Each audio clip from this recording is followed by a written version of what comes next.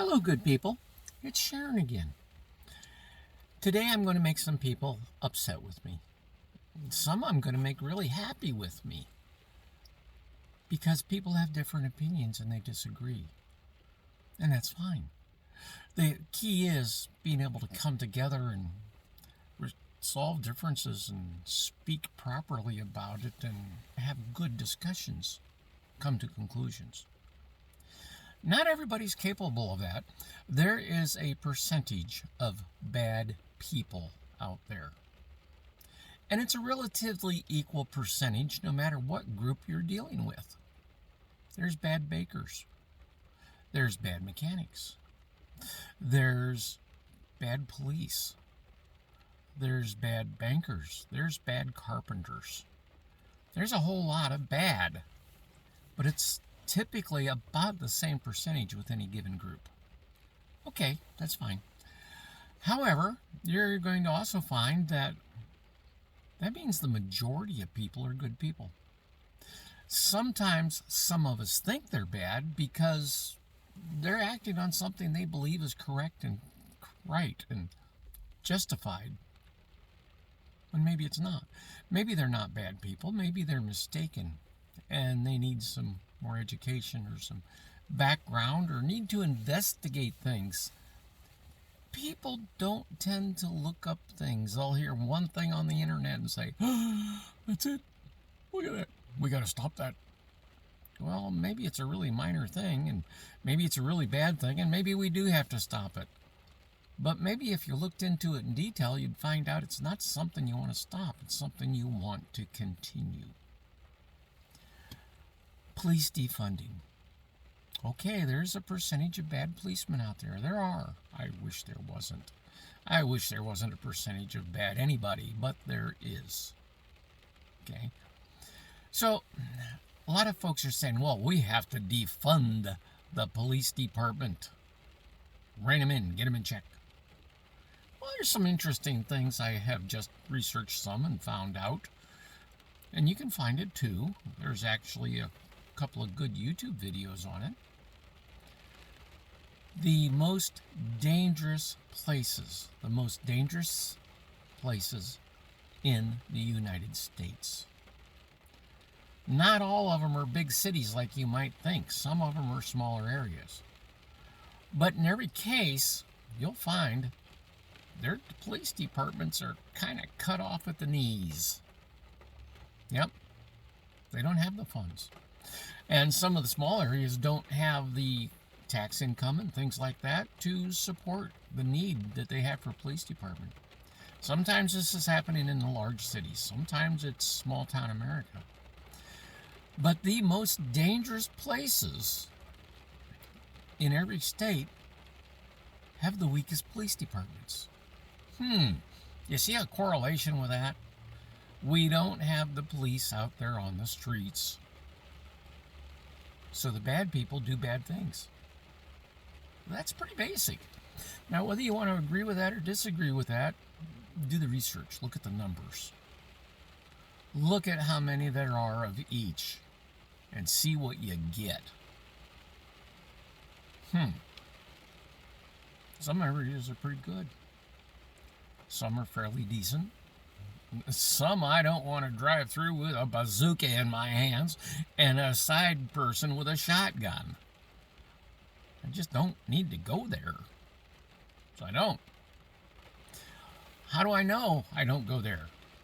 Because I do my research.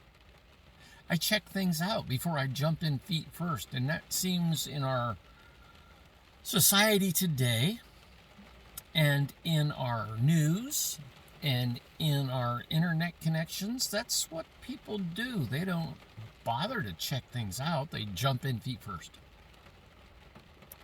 I don't want to live in one of the most dangerous places in my state.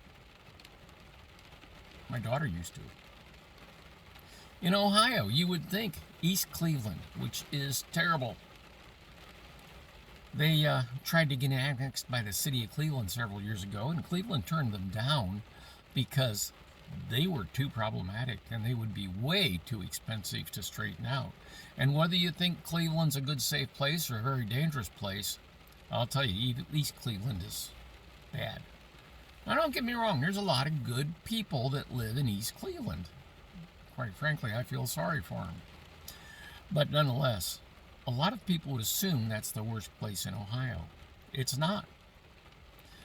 According to the recent studies, it's Canton. I wouldn't have guessed Canton, but apparently so. That's what the numbers, that's what the indicators are.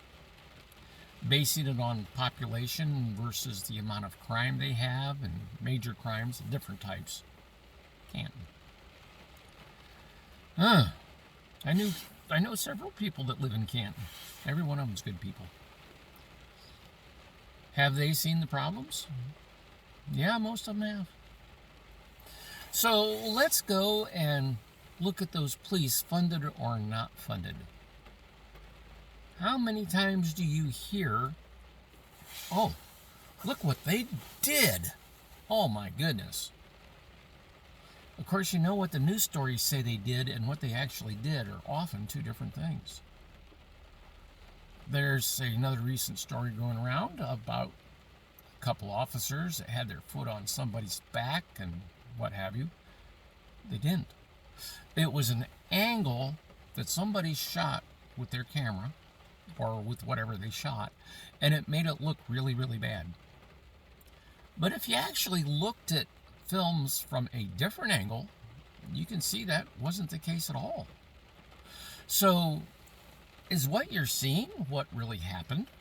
Maybe it is. But there's a good possibility maybe it's not. One big story was talking about them having a foot on their neck and they died. Actually, it was on their back, not on their neck. There's different ones like that.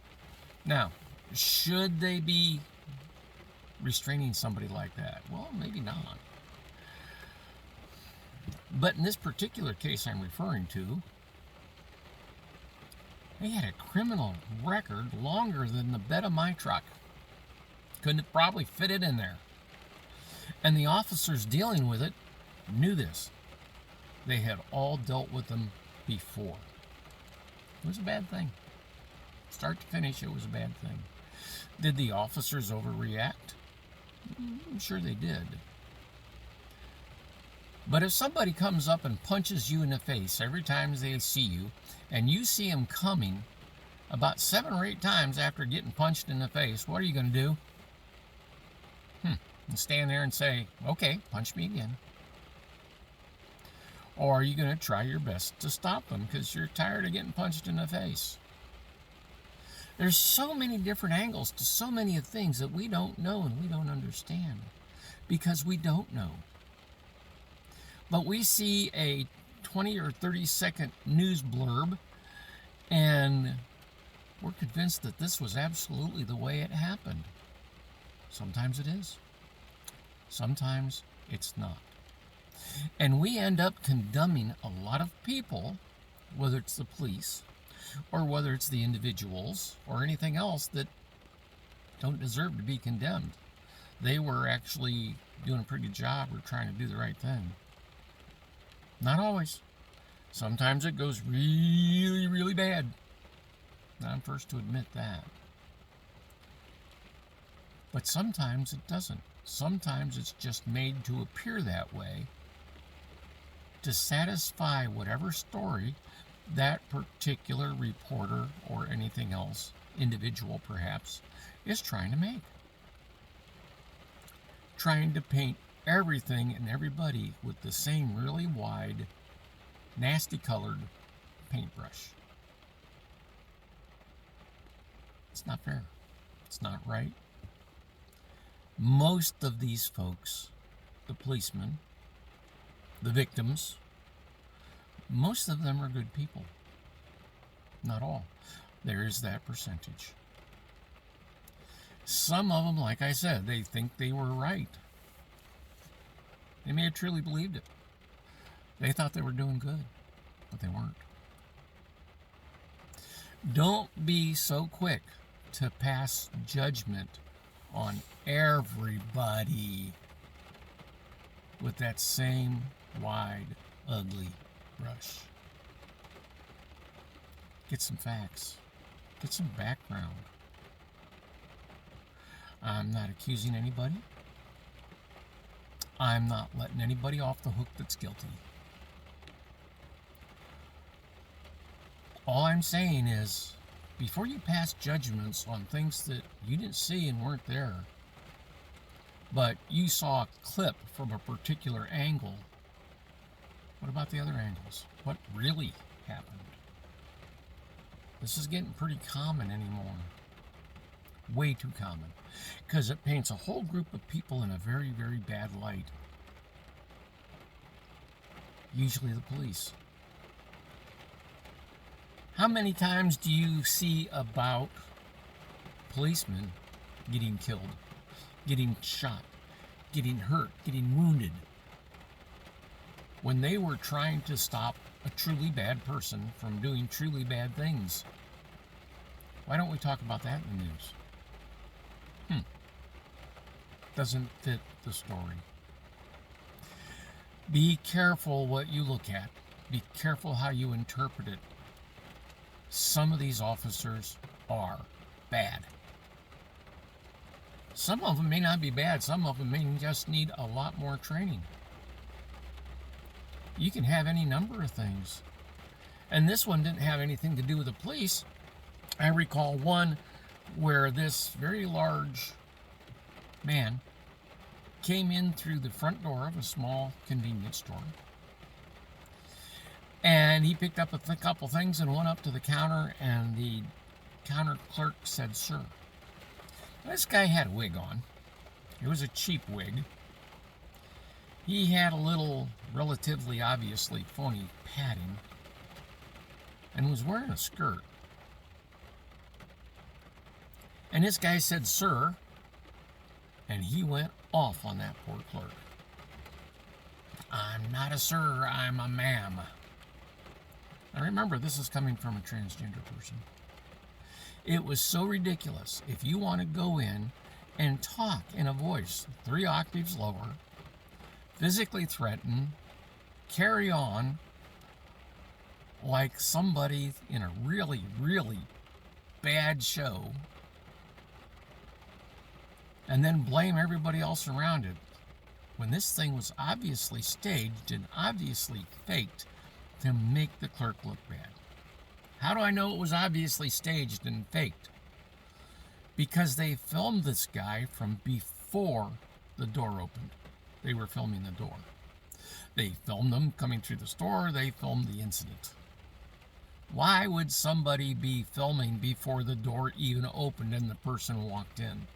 Because it's a setup, and they were trying to record this huge event that was not a huge event. It was just some people trying to cause some problems so they could post some crap. I know what it's like to be misgendered. I know what it's like to go through a lot of those things. And what I was watching on that video wasn't any of that. So pay attention to what you're watching. Make up your mind. Research it. Figure it out. Look for the details. Then decide. Don't automatically follow like a bunch of blind sheep. Well, just my opinion. Till next time, this is Sharon.